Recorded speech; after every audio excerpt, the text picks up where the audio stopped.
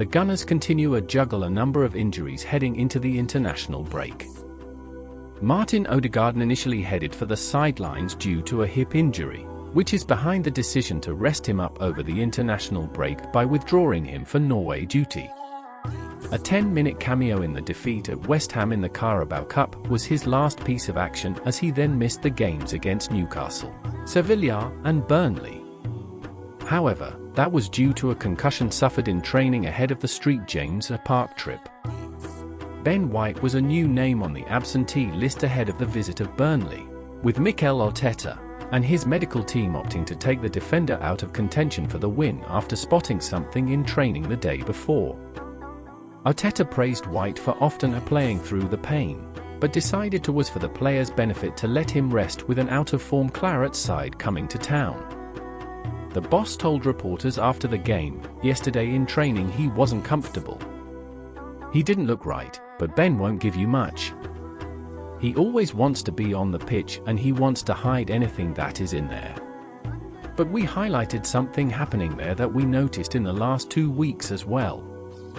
Smith Rowe was given a rare start against Sheffield United last month thanks to Ødegaard's lingering injury, but has since picked up a knee issue.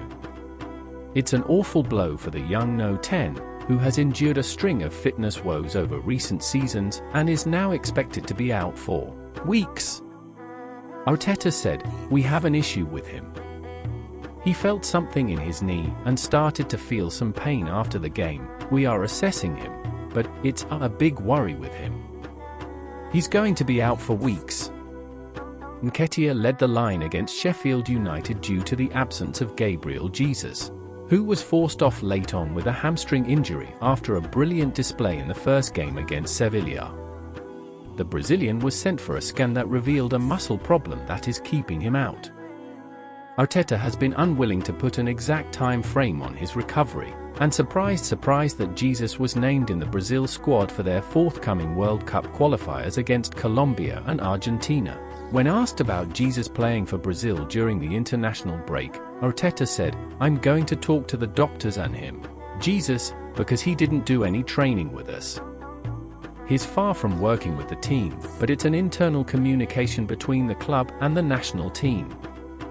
The first intention is always to seek the best for the player."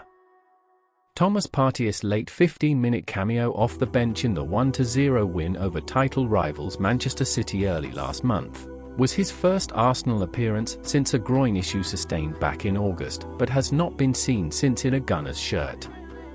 After suffering the muscle injury, Partey was predicted to be out for a few weeks, but has since undergone surgery, and Standard Sport understands he will miss the remainder of 2023, as he targets a return to fitness ahead of the Africa Cup of Nations in January. "It's a big concern," Arteta said recently, "because when Thomas is fit and available and has been part of the team, we've seen what the results and the impact he has had on the team. This season we have more protection, especially for that reason, because we know in the last 2 seasons what has happened and the impact it has had on the team, so we had to address that. We are gutted for him, but he needs to lift himself up again with our support and go again, because he is a player that is critical for us." Jurrien Timber went down in pain in our opening Premier League game of the campaign against Nottingham Forest. Scans showed he had damaged his ACL, and there were fears he would be out for the whole season. However, there was some good news amongst the bad, as the scan showed that Jurrien Timber suffered no significant damage to his meniscus. The only damage was to his ACL, which usually means a recovery time of 6 to 8 months. If there was damage to his meniscus as well, that would mean he'd be sidelined for close to 12 months. However, according to recent reports, the defender is progressing extremely well and is ahead schedule. Timber is aiming to be back on the training pitch in January, which is just 5 months after he suffered the long-term injury.